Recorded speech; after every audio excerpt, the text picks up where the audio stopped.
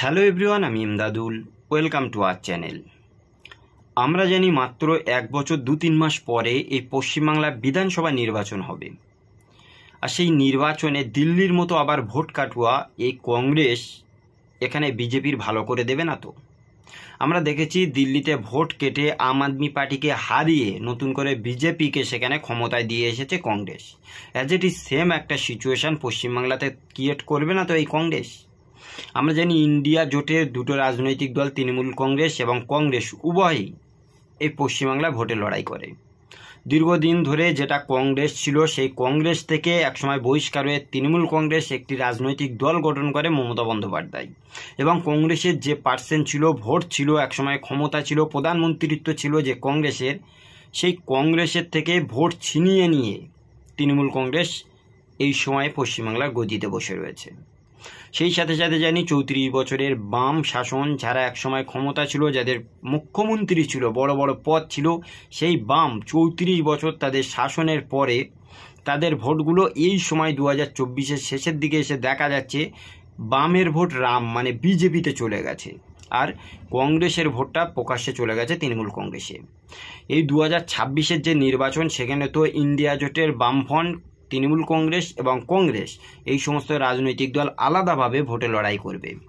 আর এই লড়াইয়ের পরে যদি আমরা দেখি কংগ্রেস তার ভোট পার্সেন্ট যেটা 3% রয়েছে, সেই 3 থেকে তারা যদি 5-6% নিয়ে নিতে পারে বা 10% নিতে পারে, বামফ্রন্ট তারা কি করবে জানি না, কিন্তু কংগ্রেস তাদের প্রাক্তন যে সমস্ত দলীয় নেতা লিডার ছিল, বিশেষ করে অধীর রঞ্জন চৌধুরী, দীপা দাস মুন্সি, যাদের যে কংগ্রেসের প্রধান ফেস ভ্যালু রয়েছে, সেই জিনিসগুলো যদি আবার প্রাক্তন নিয়ে আসতে পারে, পুরাতন যে সমস্ত বয়োজ্যেষ্ঠ মানুষ কংগ্রেস করে তাদের কাছে যদি সেই সমস্ত ফেস ভ্যালুকে দাঁড় করাতে পারে, তৃণমূল কংগ্রেসের বিভিন্ন প্রবলেমগুলো নিয়ে যদি এই সময় শেয়ার করতে পারে, তাহলে বিধানসভা নির্বাচনে যদি কংগ্রেস কিছু সংখ্যক ভোট কাটতে পারে, তারা কিন্তু অন্য কোনো রাজনৈতিক দল থেকে কাটবে না, কাটতে পারে শুধুমাত্র তৃণমূল কংগ্রেসের কাছ থেকে।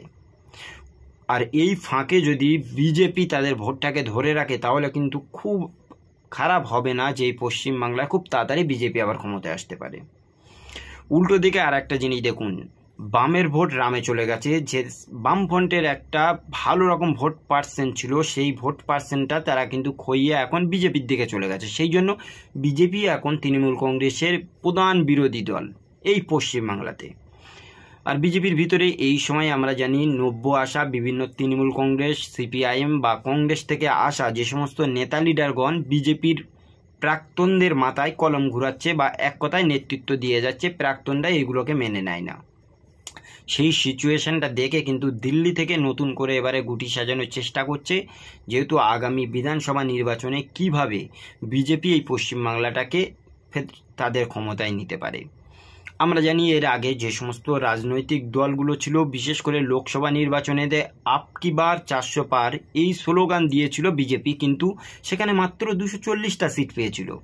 কিন্তু এই সময়ে সেই বিজেপি কিন্তু পরবর্তী বিধানসভা নির্বাচনগুলোতে মহারাষ্ট্র, হরিয়ানা, অন্ধ্রপ্রদেশের মতো এবং শেষে দিল্লির মতো জায়গা এক এক করে কিন্তু তাদের বিজেপির যে সরকার সেটাকে তারা ছিনিয়ে নিতে বাধ্য করছে অন্য অন্য রাজনৈতিক দল থেকে। আর এই জায়গায় অধিকাংশ জায়গায় আমরা যে জিনিসগুলো দেখছি, কংগ্রেস, আপ বা অন্য অন্য রাজনৈতিক দল কিন্তু এই ভোট কাটুয়া হয়ে বিজেপিকে সাপোর্ট করছে। যে জায়গায় একসময় ইন্ডিয়া জোটের বিভিন্ন রাজনৈতিক দলগুলো একত্রিতভাবে একটাই প্রতিশ্রুতিবদ্ধ হয়েছিল যে আমরা যেমন করে বিজেপিকে আটকাবো, কিন্তু সে জায়গায় আজকে দেখেছি একটা রাজনৈতিক দল অন্য রাজনৈতিক দলের বিপক্ষে গিয়ে জোট না করে প্রার্থী দিয়ে মাত্র কিছু পার্সেন্ট ভোট কেটে নেওয়ার জন্য অন্য অন্য রাজনৈতিক দলগুলো হেরে যাচ্ছে, যারা একসময় সেই রাজ্যে ক্ষমতায় ছিল ইন্ডিয়া জোটের দলগুলো। আপনি দিল্লির পার্সেন্টটা একবার দেখুন, যে দিল্লিতে 62টার মতো একসময় বিধায়ক ছিল আম আদমি পার্টির, এবারে সেটা মাত্র 22টাতে এসে ঠেকেছে। উল্টো দিকে এই সময় কিন্তু দিল্লিতে 48টা বিধায়ক নিয়ে তারা ক্ষমতায় রয়েছে। কিসের জন্য? এমনও জায়গা রয়েছে 16টার মতো জায়গা যেখানে 1000, 2000 বা 2500 মতো ভোটে হেরেছে আম আদমি পার্টি। উল্টো সাইডে ইন্ডিয়া জোটের আরেকটা রাজনৈতিক দল কংগ্রেস, সেখানে পেয়েছে 40, 42 বা 50,000-এরও বেশি ভোট। কিন্তু এই আম আদমি পার্টি আর কংগ্রেস যদি জোট করতো ইন্ডিয়া জোটের একটি দল, তাহলে সত্যি কথা বলতে এই সময় দিল্লিতে কিন্তু বিজেপি তার সরকার গড়তে পারতই না। কিন্তু সে জায়গায় আপের একটা ভালো রকম রয়েছে, তাদের নিজেদের একটা গর্ব যে আমরা অলমোস্ট এখানে 10 বছর রাজত্ব করছি, আমাদের 60টার মতো বিধায়ক রয়েছে, আমাদের হারাতে কেউ পারবে না। সেই জন্য আজকে তাদের এই ভরাডুবি। পশ্চিমবাংলায় আমরা জানি 2026-এর এপ্রিলের দিকে নির্বাচন হবে। তৃণমূল কংগ্রেসের সুপ্রিমো মমতা বন্দ্যোপাধ্যায় প্রকাশ্যে বলেও দিয়েছে যে আমরা কারোর সাথে জোটে যাব না, আমরা একাই 100, আর আমাদের 1/3 আমাদের যে সাপোর্ট রয়েছে সেরকম নিয়ে আমরা আবার সরকার করব। সুতরাং দলের শেষ কথা আমিই বলে যাব। আজকের এরকম একটা সিচুয়েশানে কংগ্রেস যদি নতুন করে ঢেলে সাজায় পশ্চিমবাংলাতে এবং ভোট কাটুয়ার একটা ভালো রকম সাপোর্ট নিয়ে নেয়, তাদের যে ভোট পার্সেন্ট ছিল সেটাকেই যদি আবার তারা ফিরিয়ে আনতে পারে তৃণমূল কংগ্রেসতে এই ভোটগুলো চলে যাওয়ার জন্য, বিজেপি কিন্তু সেই জায়গাতে তারা একটা ফায়দা হাসিল করবে। বিভিন্ন জায়গায় আমরা দেখতে পাবো বিজেপি জিতেও যেতে পারে। পরবর্তীতে হয়তো বিজেপির এখানে আবার মুখ্যমন্ত্রী পদও কেউ পেতে পারে, এরকম একটা সিচুয়েশান চলবে। সুতরাং এই সময়ে কিন্তু আমাদের এখানে টার্নিং পয়েন্ট হচ্ছে আমাদের দেখা যে পশ্চিমবাংলায় সত্যি সত্যি তৃণমূল কংগ্রেস তাদের এই রাজনৈতিক প্রেক্ষাপটটা ধরে রাখতে পারবে, না মাঝখান দিয়ে কংগ্রেস ভোট কাটুয়া কাজ করে তৃণমূল কংগ্রেসকে হারাতে সাহায্য করবে। মাঝখান থেকে দেখব বামফ্রন্ট হয়তো পুরোপুরিভাবে তাদের গাগুলোকে ছেড়ে দিয়ে তাদের ভোটগুলো যাতে রামেই চলে যায় এবং তৃণমূল কংগ্রেস হারে, তাতেও কিন্তু ভীষণ আনন্দ এবং উৎফুল্ল হতে পারবে। তা যদি না হবে, যে সমস্ত রাজনৈতিক দলগুলো রয়েছে বিশেষ করে ইন্ডিয়া জোটের, সে হতে পারে লেফট বা বামফ্রন্ট, হতে পারে কংগ্রেস, হতে পারে তৃণমূল কংগ্রেস বা আদার্স যে সমস্ত রাজনৈতিক দল, তারা কি একত্রিতভাবে কখনো চিন্তা চেতনা করছে যে বিজেপিকে আটকানোর জন্য কিভাবে রাজনৈতিক স্ট্র্যাটেজি নেওয়া যায়, যে জন্য বিজেপির বিজয়রথটা থামিয়ে দেওয়া যায়? তা যদি না হয়, এরপর বিহারের নির্বাচন রয়েছে। বিহারে তো তারা বাজেট পেশ করে দিয়েছে, সেই জন্য বিহারের মানুষ হয়তো ঢালুয়া করে সেখানে বিজেপিকে ভোট দিতেই পারবে। সুতরাং পরবর্তীকালে আমরা জানি 26-এর এপ্রিলে এই পশ্চিমবাংলায় যখন ভোট হবে, তখন কংগ্রেস, সিপিআইএম বা তৃণমূল কংগ্রেস এদের ভোটগুলো যদি ভাগ হয়ে যায়, তাহলে কিন্তু এখানে বিজেপি উঠে যাওয়ার খুব সম্ভাবনা রয়েছে। সুতরাং অন্য অন্য রাজনৈতিক দলের এই সময় অ্যাক্টিভ যদি একটু ভূমিকা পালন করতে পারে, তাহলে মনে হয় তারা কিন্তু একটা ভালো কিছু ফলাফল ঘোষণা করবে। সেই সাথে সাথে আর একটা জিনিস আপনাদের বলে রাখা ভালো, বিজেপির ভিতরে এই সময় নব্য বিজেপি এবং আদি বিজেপি একটা কোন্দল বা গোষ্ঠীদ্বন্দ্ব চলছে, যে জায়গাতে পশ্চিমবাংলায় কিন্তু বিজেপি এই সময় এক্সিস্ট নাও করতে পারত।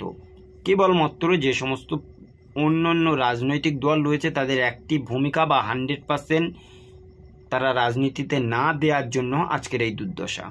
সে আপনি বামফ্রন্টের দেখুন, বামফ্রন্টের বিভিন্ন রাজনৈতিক বড় বড় নেতা লিডার এই সময় রয়েছে, সে মোহাম্মদ সেলিম, বিমান বসু, সুজন চক্রবর্তী, বা নতুন দেশ ভেতরে আপনি দেখুন শতরূপ ঘোষ থেকে শুরু করে নিয়ে সায়ন, সেই সাথে প্রতিকুর রহমান, সৃজন ভট্টাচার্য, এরকম করে দীপশিতা, মীনাক্ষী, ভালো ভালো শিক্ষিত ছেলেমেয়েরা যারা রয়েছে তারা কিন্তু তাদের 100% যদি দিত, তাহলে বিজেপির জায়গায় হয়তো বিরোধী দল হিসেবে তারা উঠে আসতে পারত। কিন্তু ওই মাঝে মাঝে আমরা তাদেরকে দেখতে পাই। বাংলায় একটা কথা রয়েছে, ঝড় এলে কান্তি আসে। কান্তি গাঙ্গুলির মতো একজন প্রাক্তন বয়োজ্যেষ্ঠ সিপিআইএম কর্মী, যে কেবলমাত্র ঝড়ের সময় সুন্দরবন অঞ্চলগুলোতে দেখা যায়, অ্যাজ ইট ইজ সেম বামফ্রন্টের বিভিন্ন নেতৃত্বকে আমরা কিন্তু ওই রকম কোনো রকম ইস্যু যদি হয় সেই সময় দেখতে পাই, আদার্স কিন্তু তাদের অ্যাক্টিভ ভূমিকা আমরা দেখতে পাই না। সুতরাং ওয়েস্ট বেঙ্গলে কংগ্রেসের তাদেরকে আর কি বলবো, কখনো কখনো অধীর রঞ্জন চৌধুরী সে যে কংগ্রেস নিজেই ভুলে গিয়ে এখন বিজেপির মতো কথা বলে। গত কয়েকদিন আগে আমরা অধীর রঞ্জন চৌধুরীর একটা বক্তব্য শুনেছি, তিনি পরিষ্কার বলেছেন যে মুর্শিদাবাদ, এখানে সংখ্যালঘু অধ্যুষিত বিভিন্ন মাদ্রাসাতে জঙ্গি প্রশিক্ষণ চলছে। সেই সাথে সাথে তিনি বলেছে বাংলাদেশ থেকে আনসারুল্লাহ টিম হয়তো এই মুর্শিদাবাদে আশ্রয় নিচ্ছে। তাহলে এই যে সংখ্যালঘুদের একটা বিপক্ষে গিয়ে বিভিন্ন রকম মন্তব্য অধীর চৌধুরীর মুখে হঠাৎ কেন? আমরা জানি যে মুর্শিদাবাদ থেকে দীর্ঘদিন ধরেও অধীর চৌধুরী সংসদ হয়েছে, বিরোধী দলের নেতা হয়েছে, কিন্তু সেই জায়গাতে আজকের এরকম একটা সিচুয়েশন কিসের জন্য ক্রিয়েট হয়েছে? এবারে ভোটে আমরা দেখেছি অধীর চৌধুরী ইউসুফ পাঠানের কাছে হেরে গেছে, সেই জন্য হয়তো অধীর চৌধুরী এই সমস্ত সংখ্যালঘু মুসলিমদের উপরে এতটা রাগ, নাকি সে সত্যি সত্যিভাবে কংগ্রেস থেকে ছিটিয়ে গিয়ে হয়তো কোনোদিন বিজেপির পালে আবার হাওয়া দিতে না শুরু করে দেয়। সেই সাথে সাথে অধীর চৌধুরী নতুন করে আবার আরেকটা কথা বলেছে যে আমরা কংগ্রেসটাকে এখন ঢেলে সাজাতে চাই। দীপা দাস মুন্সি একসময় এই পশ্চিমবাংলার রাজনীতিতে কংগ্রেসের হয়ে ভীষণ লড়াই করেছে, তাদেরকে নতুনভাবে আবার ফিরিয়ে এনে কংগ্রেসটাকে চাঙ্গা করতে চাইছে।